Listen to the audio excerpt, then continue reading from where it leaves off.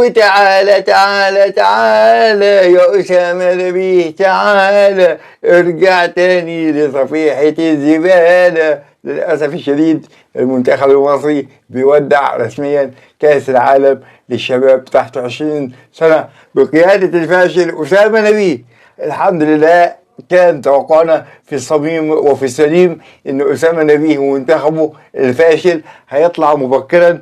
للاسف الشديد هزيمه مذله امام منتخب نيوزيلندا، بلد الجبنه، بلد المراجيح، بلد بيلعبوا بلي هناك. للاسف الشديد ما عندهمش كوره وغلبونا 2-1 بعد ما تقدمنا ب1-0 امام هذا المنتخب الهزيل. يا عيني يا عيني على الولد اللي طلع من كأس العالم بهزيمتين يا عيني ويروح صفيحة الزبالة. احنا مش عاوزين نشوف أسامة نبيه في اتحاد الكرة تاني. اقطعوا رجله اقطعوا رجله، بس هنعمل ايه؟